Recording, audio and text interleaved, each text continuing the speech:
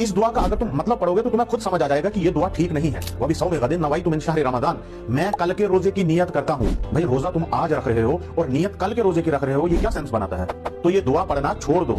सौम गदिन नवैतु मिन शहर रमजान, गदिन नवैत कल के रोजे की नियत करता हूँ। अक्सर मुसलमान सहरी फोड़ने के बाद ये दुआ सहरी से 5 मिनट पहले जब फजर का टाइम एंटर होने लगता है उस वक्त पढ़ रहे होते हैं। इन अदर वर्ड्स आज के रोजे की बजाय कल के रोजे की नियत करते हैं। आज के रोजे की नियत तो करते ही नहीं है। इस्लाम में मगरिब के बाद दिन चेंज होता है, तो क्यों ना ये दुआ हम मगरिब से पहले पढ़ें? Does it make sense? रमज़ानुल मुबारक में शैतान तो कैद हो जाता है, लेकिन इंसानी शक्ल में अपनी बहुत सारी औलादें मुख्तलिफ मुल्कों में छोड़ जाता है, जो एड़ी चोटी का जोर लगाते हैं पूरी मुस्लिम उम्मा को गुमराह और कंफ्यूज करने के लिए। कल के रोज़े की नियत कर रहे हैं, उनको तो आज के रोज़े की नियत करनी चाहिए। तो ये नियत ही मौलवियों ने गलत सिखाई है।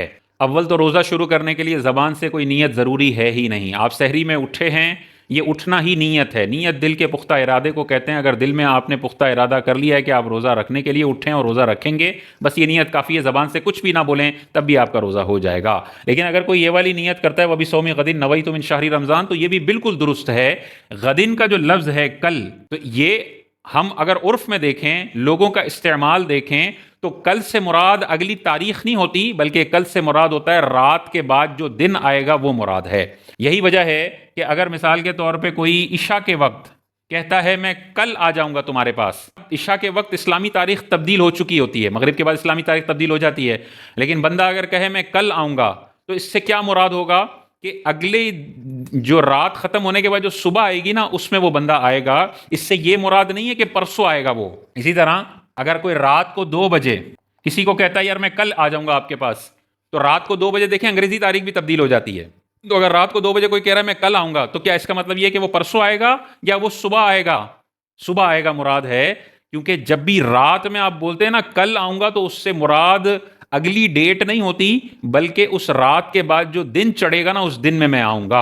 इसी तरह मगरिब के बाद अगर कोई कल का लफ्ज़ इस्तेमाल करता है, तो इससे मुराद अगली सुबह होती है, अगली तारीख नहीं होती है। यही वजह है कि हम सहरी के वक्त गदिन का लफ्ज़ यूज़ करते हैं, यानी कल, क्योंकि सहरी के वक्त अंधेरा है। हम कल का लफ्ज़ यूज़ करते हैं कि जो अभी अगली सुबह आने वाली है, मैं उसके रोज़े की नीयत करता हूँ। जो अरसा दराज से चीज़ें चलती चली आ रही हैं, उनको मशकूक बनाने की कोशिश करेंगे। उम्मत को चाहिए कि ऐसे लोगों को रद्दी की टोकरी में डाल दें। ये बेचारे सिर्फ डाउट्स क्रिएट करने के लिए, अपनी व्यूवरशिप बढ़ाने के लिए, चंद टकों के लाइक्स के लिए वो इस तरह की हरकतें करते हैं। उनकी बातों पे बिल्कुल तवज्जो नहीं देनी चाहिए, और उनकी इस तरह के ऊट पटांग मसाइल को सुन के परेशान होने की ज़रूरत नहीं है। बल्कि जब भी आपको नज़र आए कि कोई बंदा सवाद आज़म और मेजॉरिटी के ख़िलाफ़ बात कर रहा है, तो समझ जाएं कि यही उसके सबसे बड़े गुमराह होने की दलील है।